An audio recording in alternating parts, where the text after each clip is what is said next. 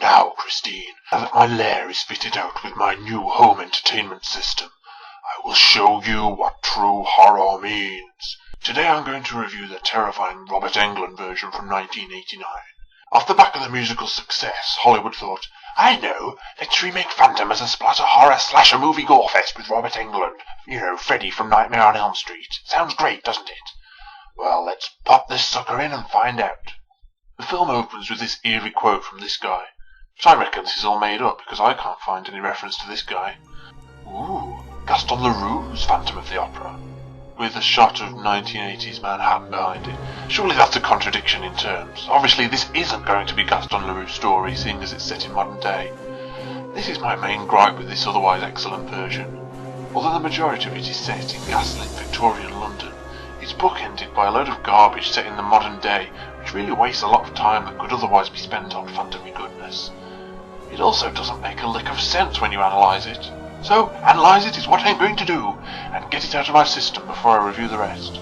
We start off with Christine Day, an American singer in the world's shortest skirt, who goes off to audition for Opera Idol, or the Opera Factor, or whatever the TV show is. But she needs something original to audition with. So her friend Meg, yes that's right, Meg from the novel, sort of makes an appearance in this one.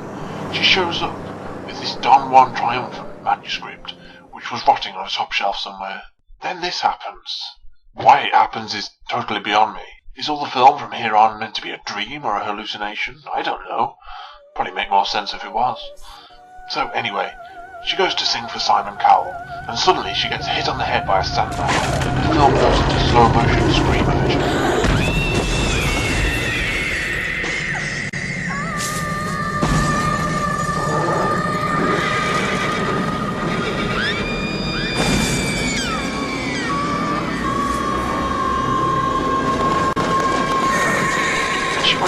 And somehow she's in the 1880s at the London Opera House, but she's still called Christine Day and she's still a singer.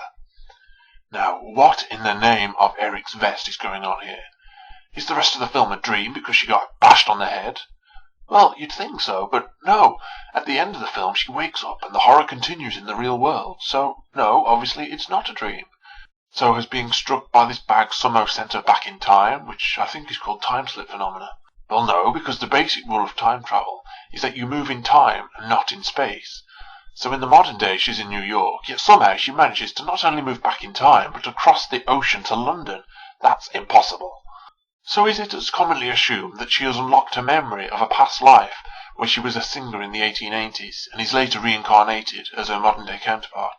Well, everything seems to indicate so, until this scene.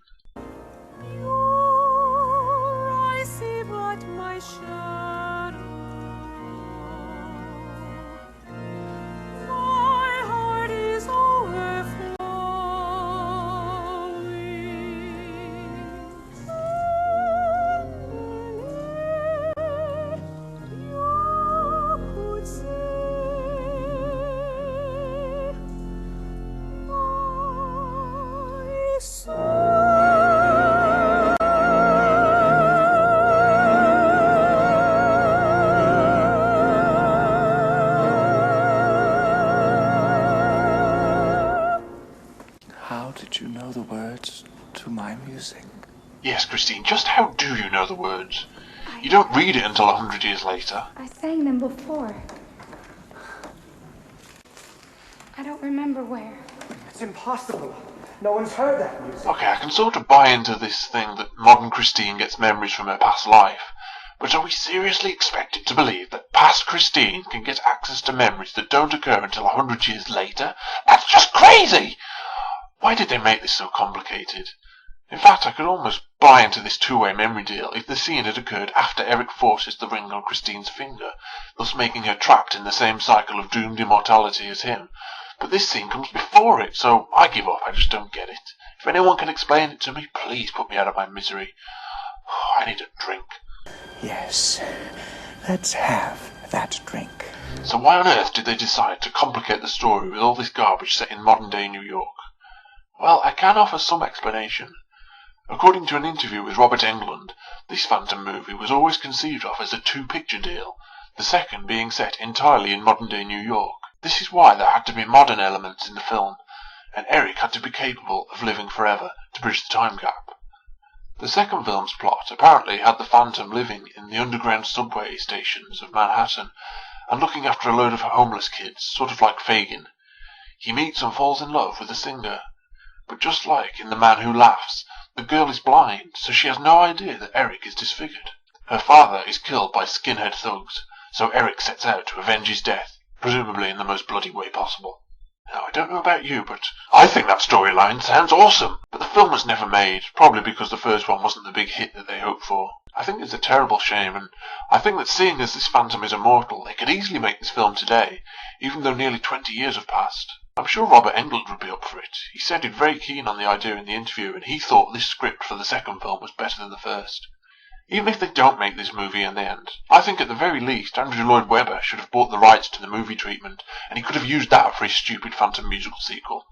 Hell, it's got to be a lot better than basing it on Frederick Forsyth's dumbass Phantom of Manhattan story. I can just imagine how the musical might turn out if it was based on the Robert Englund sequel. Grindstone sharpens my blunt little sword, so I can cut someone's head off if I'm bored. You think it's alarming, I think it's quite charming. Anyway, now I've got all that out of my system, it's time to concentrate on the good points of the film, of which there are many.